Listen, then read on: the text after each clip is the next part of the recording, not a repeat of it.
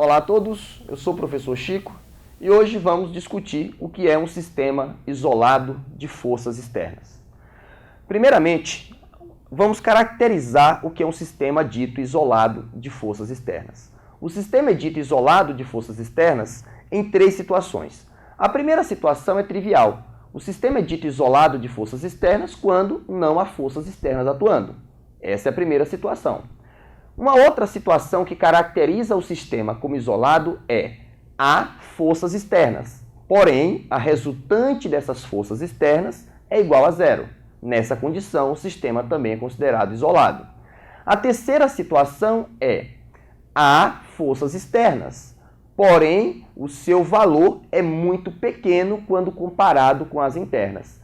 Esse último caso é difícil de compreender, mas eu vou dar um exemplo muito simples. Imagina uma bomba explodindo, uma granada explodindo. Você joga uma granada para o alto e ela explode.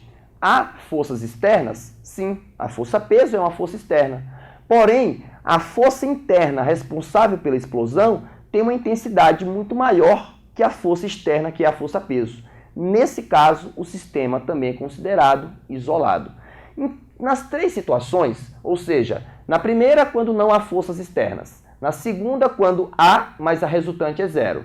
Na terceira, quando há forças externas, mas de valor muito pequeno quando comparado com as internas. Nas três situações que eu citei, a força resultante no sistema é zero. Então, um sistema é chamado de isolado quando a resultante das forças nesse sistema é igual a zero. De tal forma que eu consigo, mesmo com a força resultante no sistema ser zero, eu consigo fazer com que os corpos ali presentes, eles consigam alterar sua velocidade. Mas como isso? Nessa hora, devemos lembrar do teorema do impulso. O teorema do impulso diz que o impulso da força resultante mede a variação da quantidade de movimento. Observamos que, se a força resultante é zero, o impulso resultante é igual a zero. Se não há força resultante, não há impulso resultante.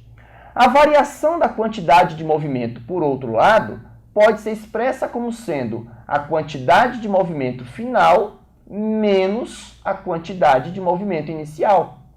Isso implica dizer que a quantidade de movimento inicial dos corpos ela é igual à quantidade de movimento final dos corpos.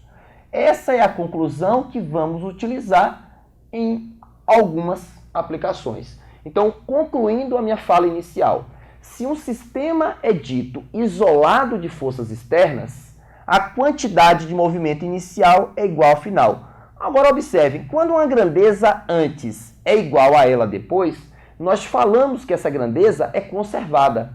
Ou seja, no sistema isolado de forças externas, a quantidade de movimento dos corpos é conservada.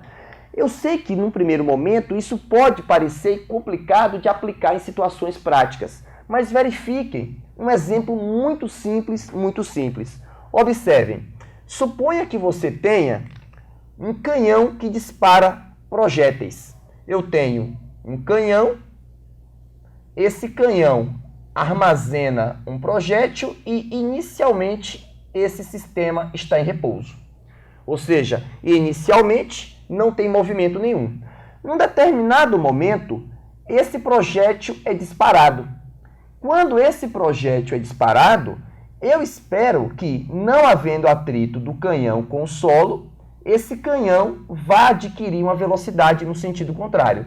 Ou seja, a bala vai no sentido, o canhão desloca-se no sentido contrário. Como é que eu resolvo esse tipo de problema? Observem que a bala e o canhão ganharam movimento sem a necessidade de uma força. Ou seja, eu não precisei aplicar uma força nesse canhão para que a bala ganhasse movimento.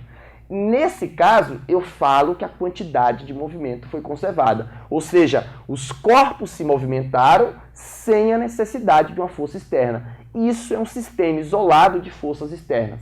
Aqui a quantidade de movimento se conserva. Então, eu concluiria o meu raciocínio colocando que a quantidade de movimento inicial é igual à quantidade de movimento final. A quantidade de movimento inicial é zero. Zero por quê? Porque inicialmente está todo mundo parado. A quantidade de movimento final é a quantidade de movimento da bala mais a quantidade de movimento do canhão.